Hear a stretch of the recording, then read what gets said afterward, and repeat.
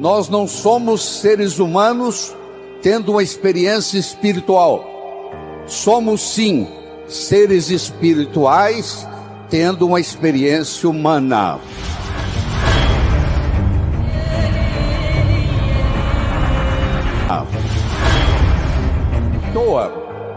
Que nós nascemos chorando, porque nós sabemos a barra que nós vamos enfrentar na vida. Você não faz um bolo só com farinha, nem só com manteiga, nem só com ovos. Você precisa de vários ingredientes. O bolo da vida necessita vários ingredientes. O primeiro ingrediente, eu diria, é o respeito que você tem para com você mesmo. É a sua autoimagem. É o quanto você gosta de você. Ninguém pode ofertar o que não tem. Você não pode ofertar amor para o próximo se você não tem amor por si mesmo. Você não pode ofertar inteligência para o próximo se você não tem inteligência para você mesmo. Você não pode ofertar comunicação para o próximo se você não tem comunicação com você mesmo. Então a primeira coisa que Deus quer da gente é que nós tenhamos o amor próprio, que a gente se respeite no mundo. Isso chama-se autoestima, isso chama-se autoimagem. E eu tenho uma boa notícia para você: autoestima e autoimagem não é feito de cimento, não é feito de aço, é feito de linguagem. Ninguém está condenado a ser quem sempre foi. Vou falar de novo. Ninguém está condenado a ser quem sempre foi. Nós somos os únicos animais no planeta Terra que temos a habilidade de transcender. Transcender significa começar de novo. Não interessa o que aconteceu na sua infância, não interessa o sofrimento que você teve até hoje. O seu passado foi uma necessidade para você chegar até aqui. O seu futuro é uma possibilidade para você ir onde você quiser ir.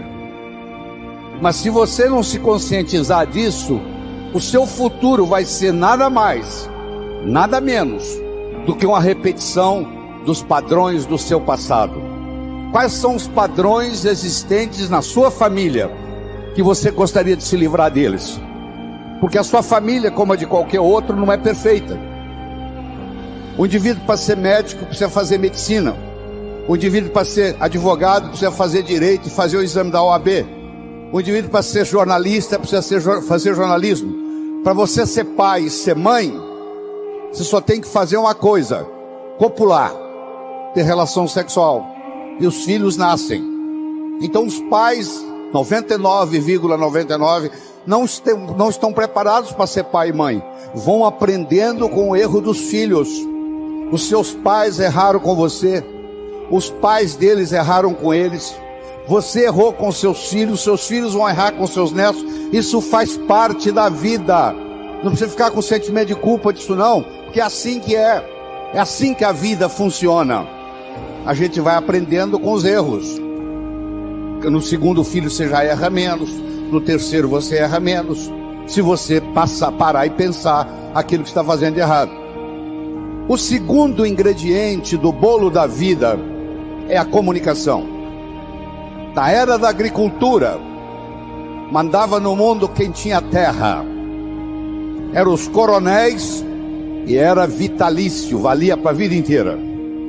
Na era industrial, passou a mandar no mundo quem tinha capital, quem tinha dinheiro. Meus amigos, a moeda mudou e muita gente não se deu conta disso ainda. A moeda hoje chama-se conhecimento. Você é rico ou você é pobre em conhecimento. Mas conhecimento só tem validade quando aplicado, quando passado de um cérebro para outro. E a passagem do conhecimento de um cérebro para outro se faz através do diálogo, se faz através da comunicação. Comunicação se tornou essencial, tanto no sucesso pessoal quanto no sucesso profissional. E faz parte da natureza do espírito humano evoluir. Você nunca vai encontrar uma pessoa que vai dizer assim, ó, eu vim aqui pedir uma graça para piorar um pouco a minha vida, porque está boa demais. Eu acho que Nossa Senhora Aparecida nunca escutou essa solicitação de alguém que venha visitar o santuário, dizendo que a vida está boa demais e que queria que piorasse um pouco. Faz parte do espírito humano crescer, evoluir. Galgou uma montanha, que procura uma montanha mais alta. E vocês jovens vão ver isso na vida. Você vai atingir as suas metas. Você quer passar no vestibular, passou no vestibular, quer se formar, quer arrumar um emprego, quer ser promovido, quer montar sua própria empresa, e você vai galgando as coisas na vida. Isso faz parte. À medida que você sobe no escalão da vida, talvez o ingrediente mais importante seja o diálogo, seja a capacidade de se comunicar, seja a capacidade de se expressar, seja a capacidade de entender o outro. Então, se você me permite, eu vou apresentar para você um modelo de diálogo que eu desenvolvi. Você vai ver que eu desenvolvi, porque você nunca viu isso na literatura. Eu criei um modelo para isso. Deixa primeiro eu conversar com você sobre modelo. Se eu desse de presente para você agora uma pérola, você provavelmente ia colocá-la no bolso. Se eu me encontrar com você semana que vem e lhe der uma segunda pérola, de novo, você vai colocá-la no bolso. Se eu der para você daqui 15 dias uma terceira e última pérola, você vai colocá-la no bolso. Se eu me encontrar com você daqui 6 meses e perguntar: onde estão as pérolas que eu lhe dei? Você vai responder mais ou menos assim: a primeira eu coloquei no criado mudo, a pessoa que arruma lá em casa não percebeu, jogou no lixo. A segunda eu esqueci no bolso da calça, a calça foi para a lavanderia e a pérola não voltou. E a terceira eu guardei tão bem guardado que eu acabei escondendo de mim mesmo. Você já escondeu alguma coisa de você mesmo? Você guardou tão bem guardado que você não sabe onde está? Isso acontece com a gente. Se ao invés de eu lhe dar as pérolas, eu lhe desse um fio de nylon e orientasse você para colocar as pérolas no fio de nylon, e fizesse um colar e colocasse o colar no pescoço, e eu me encontrasse com você daqui 6 meses e perguntasse: onde é que estão as pérolas que eu lhe dei? Você ia responder: estão aqui, eu fiz delas um colar. Meus amigos, as pérolas são ideias. O cemitério está cheio de gente que teve boas ideias, ou não concretizaram-se, ou pior, estragaram a vida da pessoa. Você não sabe que uma boa ideia pode estragar uma família, uma boa ideia pode estragar uma empresa. Porque mais importante do que a ideia é o modelo para segurar a ideia. Se você conhecer um indivíduo que tem um bom modelo empresarial, se ele mora em Aparecida do Norte, se ele mora em São Paulo, se ele mora em Tóquio, se ele mora em Nova York, se ele mora em Sydney, na Austrália, ele vai se dar bem, empresarialmente falando, porque ele tem um modelo. A comunicação tem 3 níveis. O primeiro nível eu chamo de boca-ouvido. O segundo nível eu chamo de cérebro-cérebro. O terceiro nível eu chamo de coração-coração. Vamos começar com o primeiro nível. Boca-ouvido. Deixe-me primeiro fazer uma distinção para você. Ouvir e escutar não são sinônimos. Você ouve com o ouvido, você escuta com o cérebro. Você já foi alguma vez num restaurante e pediu ao garçom para lhe trazer uma água com gás, e ele lhe trouxe uma água sem gás? Ou você fez uma solicitação e ele lhe trouxe outra? Aquele garçom, naquele momento que ele recebeu o seu pedido, ele estava operando no nível 1. No nível 1 ninguém é promovido. No nível 1 você não conquista as pessoas. No nível 1 você não vai para frente na vida. Não interessa a nota que você tirou na escola, isso não faz diferença, porque a escola lhe passa informação. A vida lhe exige competência de ação. O que cai na prova não cai na vida. Se você observar na sua cidade, você vai encontrar indivíduos que eram CDFs, que eram estudantes brilhantes, e hoje são pessoas que estão perdidas na vida. E você vai encontrar também pessoas que eram estudantes medíocres, e hoje são excelentes empresários, estão contribuindo para o bem-estar da comunidade. Por que isso? Porque esses segundos, eles sabem dialogar com o mundo, eles sabem dialogar com a sociedade, eles aprenderam, talvez até intuitivamente, o poder da comunicação. Nós só chegamos ao coração das pessoas passando pelo cérebro. Não tem outro caminho.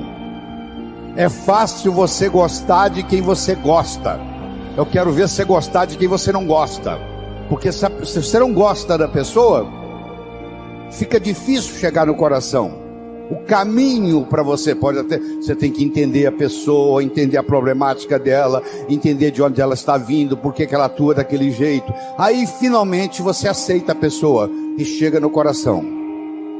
Quando você está operando no diálogo no nível 1, não acontece nada.